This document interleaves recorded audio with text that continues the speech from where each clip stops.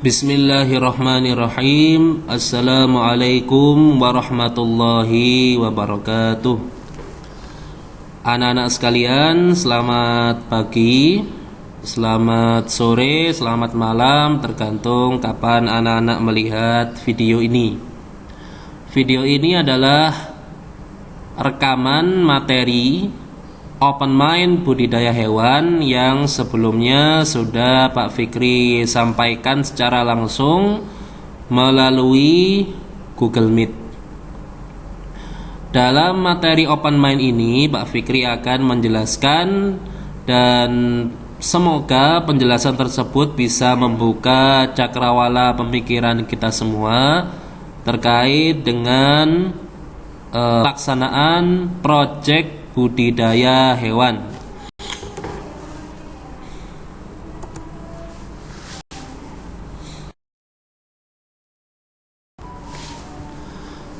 Pak Fikri mengawali materi ini dengan memperkenalkan diri terlebih dahulu. Nama saya Muhammad Zuhri Fakhruddin, lahir di Sidoarjo 22 Mei 93.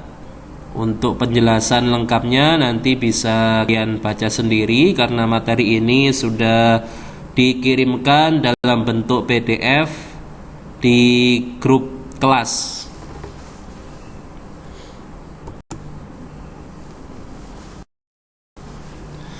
Baik, selanjutnya Pak Fikri akan melakukan review singkat tentang apa itu project.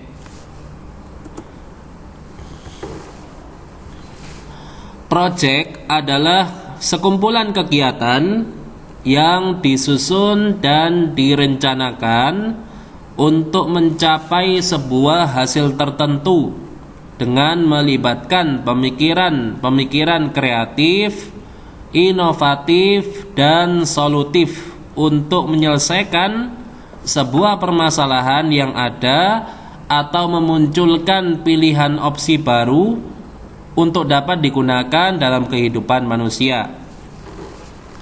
Bisa kalian lihat pada slide ini, ada beberapa kalimat yang Pak Fikri warnai dengan warna merah. Di antaranya sekumpulan kegiatan. Ya, jadi project itu adalah kumpulan dari beberapa kegiatan. Kalau kegiatannya cuma satu, berarti bukan project. Harus ada kumpulan, tapi kumpulannya bukan kumpulan kegiatan yang ngawur, harus direncanakan dengan baik dan bertujuan untuk mencapai hasil tertentu. Jadi dia punya target, dan targetnya itu harus menghasilkan sesuatu. Nah, dengan melibatkan pemikiran kreatif, inovatif, dan solutif. Kreatif itu mengkombinasikan hal-hal yang sudah ada untuk menghasilkan kegunaan atau fungsi baru. Kalau inovatif adalah memunculkan sesuatu yang sebelumnya belum ada. Kalau solutif itu memberikan jalan keluar atau solusi untuk permasalahan yang terjadi. Ya, seperti itu. Jadi project itu kegiatan yang sangat bermanfaat.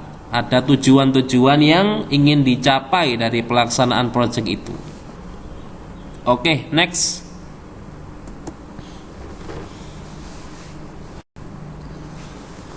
Kemudian pembelajaran berbasis proyek.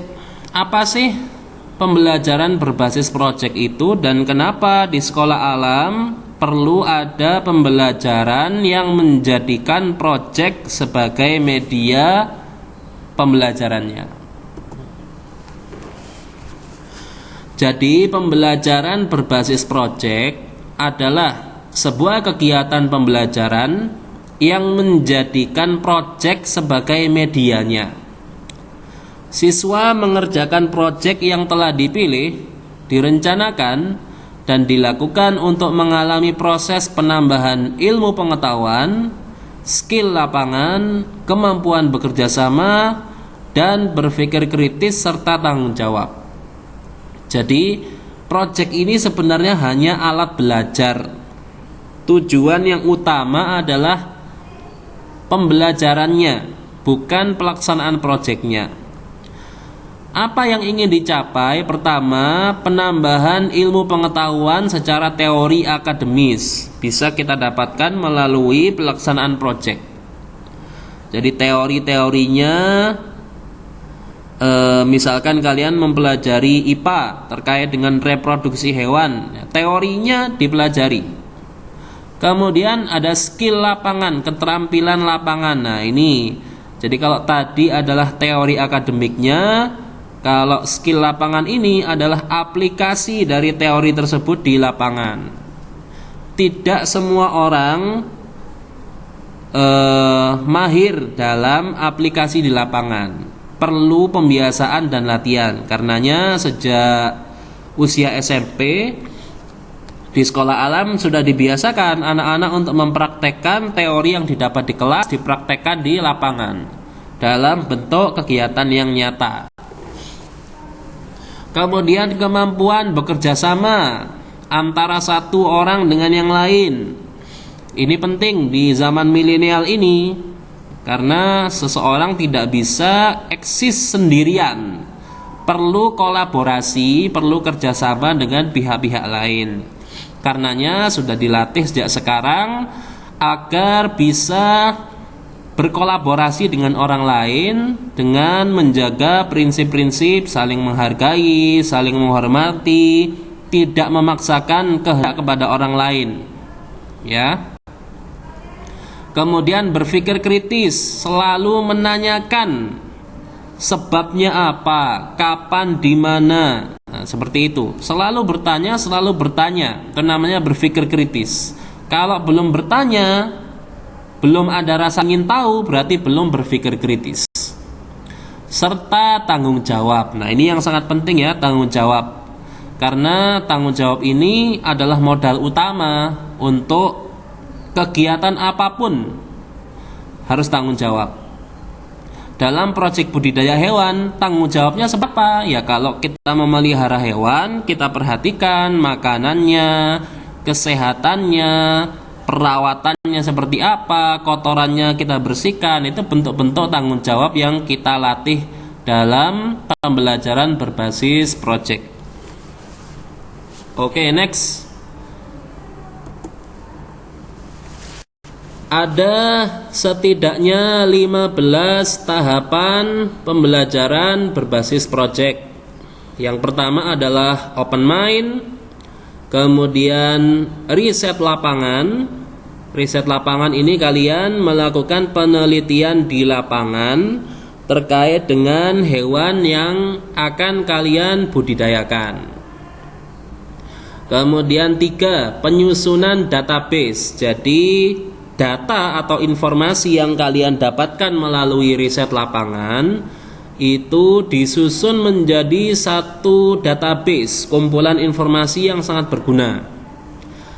Tidak cukup riset di lapangan saja, ditambahi riset online, mencari informasi, mengumpulkan informasi dari berbagai sumber di internet, baik berupa makalah, video, dan lain sebagainya.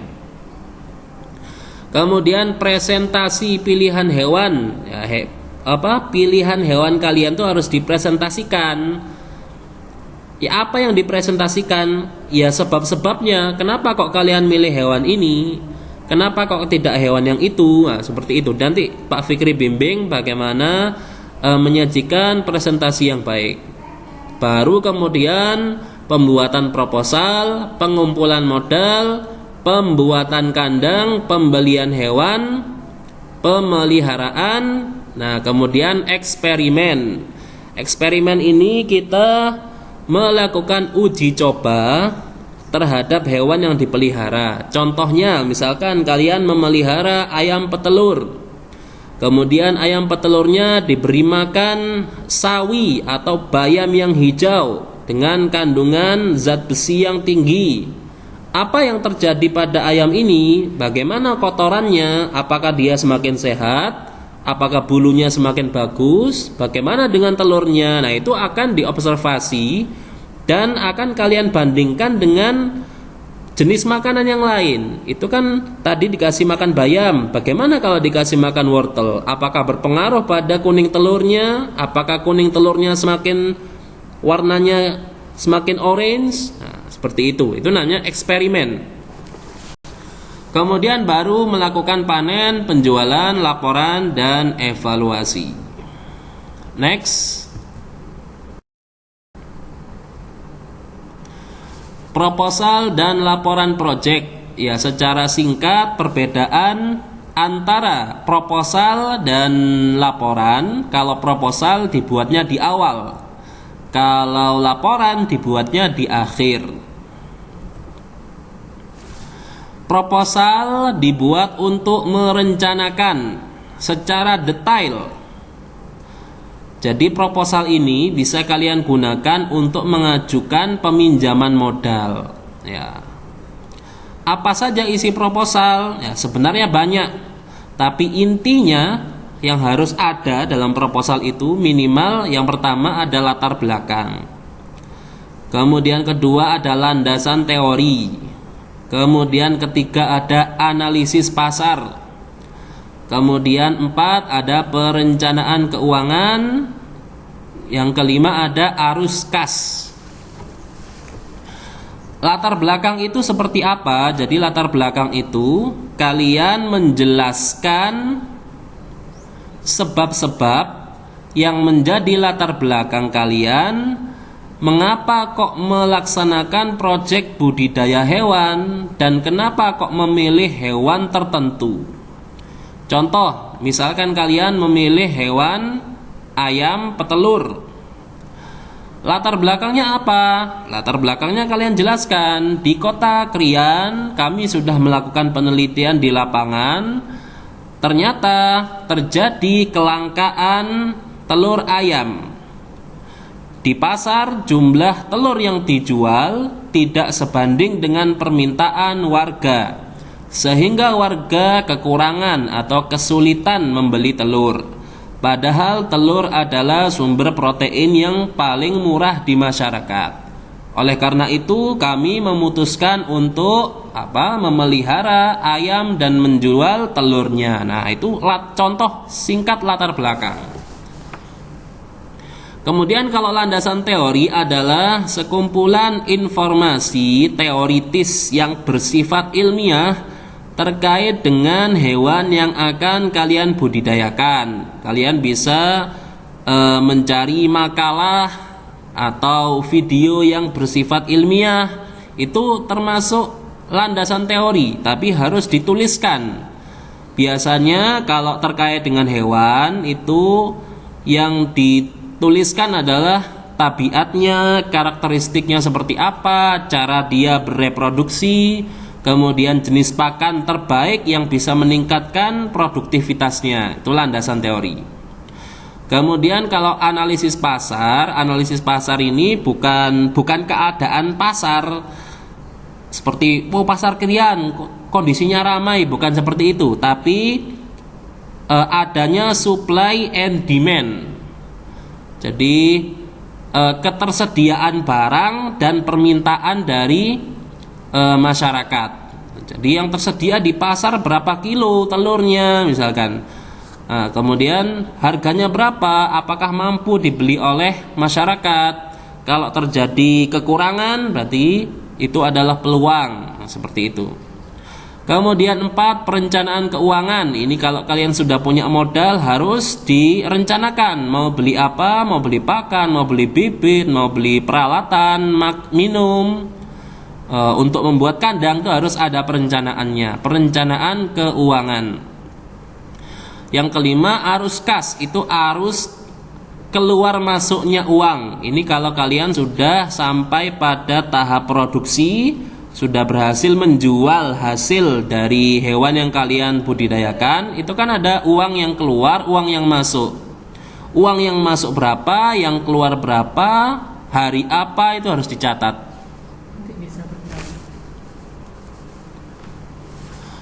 Laporan dibuat untuk melaporkan hasil pelaksanaan yang sebelumnya tertuang pada proposal. Jadi kalau laporan itu kan di akhir ya.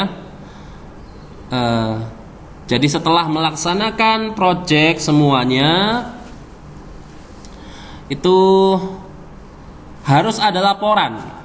Jadi biar tidak sia-sia proyek yang dilaksanakan itu. Proyek yang dilaksanakan itu kan sangat bermanfaat bagi orang lain yang akan melakukan proyek juga. Jadi kalian harus membuat laporan. Nah, konten laporan minimal itu ada 5 juga minimal. Deskripsi pelaksanaan, ada hambatan, laporan arus kas, laporan penjualan, kemudian saran dan kesimpulan.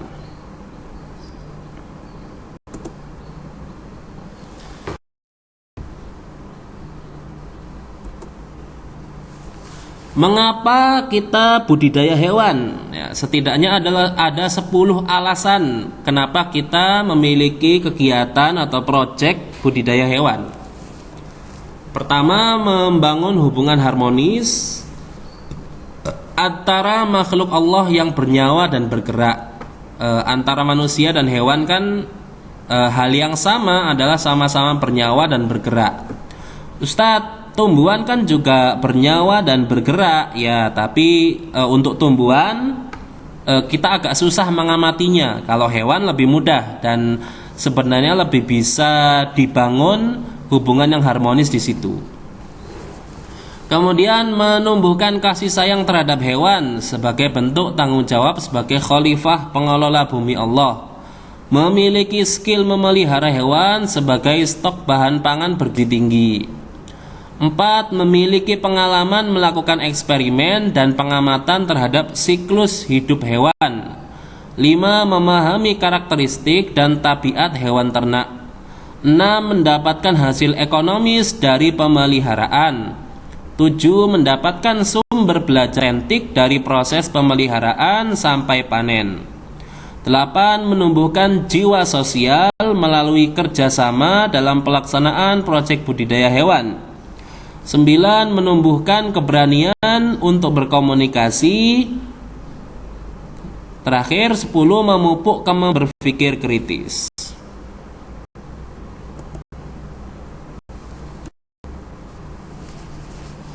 Selanjutnya ada 5 tips yang Pak Fikri berikan untuk memilih hewan yang mau dibudidayakan. 1. Ketahui banyak informasi tentang hewan yang kamu inginkan. Nah, ini kalian harus mengumpulkan banyak informasi terkait dengan hewan yang akan kalian budidayakan. Baik itu informasi dari internet, informasi dari bertanya kepada orang tua, kepada kakak, kepada paman, atau langsung survei di pasar. Boleh. Kemudian kedua, mempertimbangkan kekurangan dan kelebihan hewan tersebut. 3. Cari tahu nilai ekonomisnya. 4. Cari tahu bagaimana siklus hidup, cara berkembang biak, dan pakanannya. 5. Pertimbangkan modal yang dibutuhkan. Ya, ini modal sangat penting sekali karena tidak mungkin misalkan modal kalian hanya sedikit, tidak mungkin ingin memelihara sapi yang mana modalnya harus puluhan bahkan ratusan juta. Jadi modal diperhitungkan. Baik, selanjutnya ini ada beberapa opsi atau pilihan hewan untuk dibudidayakan. Yang pertama, ayam petelur. Diambil telurnya. Kemudian kedua adalah ayam pedaging. Ketiga, cacing tanah. 4. Udang air tawar. 5. Ikan air tawar. Kemudian burung puyuh, ini juga diambil telurnya atau dagingnya juga bisa, tapi terlalu kecil sebenarnya. Kemudian ada juga kelinci atau marmut, ini diambil dagingnya atau dijual sebagai hewan hias. Kemudian lalat BSF atau maggot. Lalat BSF ini sebenarnya lalat buah yang ukurannya cukup besar. Jadi ketika dia bertelur, telurnya menetas akan menghasilkan larva. Larva ini akan memakan semua bahan-bahan organik. Nah, nanti yang dijual adalah larvanya ini untuk makanan hewan ternak. Seperti itu. Yang terakhir ada burung dara. Ini burung dara diambil dagingnya. Sebagaimana kalian dapati di warung-warung penyetan pinggir jalan, biasanya ada orang jual daging burung dara. Kemudian terakhir penutupan, jazakumullah khairan katsira. Terima kasih kepada anak-anak semuanya yang telah menyimak pemaparan dari Pak Fikri. Semoga pemaparan ini bermanfaat. Video ini bisa dijadikan rujukan untuk menjawab pertanyaan-pertanyaan yang ada di worksheet, karena worksheet harus dikumpulkan dan itu akan dinilai dan nilainya akan masuk ke dalam rapot. Selanjutnya silahkan anak-anak berdiskusi dengan teman masing-masing. Untuk pembagian kelompoknya Pak Fikri serahkan kepada kalian. Boleh memilih kelompok sendiri atau misalkan mau perorangan juga boleh, bebas. Silakan didiskusikan sendiri, termasuk pilihan hewan apa yang akan dibudidayakan. Kemudian nanti hasilnya silahkan kalian laporkan melalui grup WhatsApp. Dan nanti kalau kita membutuhkan forum untuk diskusi secara langsung, Pak Fikri akan membuka forum Google Meet lagi, mungkin di siang hari atau sore hari. Mungkin cukup sekian materi open mind budidaya hewan yang bisa Pak Fikri sampaikan. Mudah-mudahan bermanfaat. Tetap semangat, tetap sehat semuanya. Akhirul kalam, wassalamualaikum warahmatullahi wabarakatuh.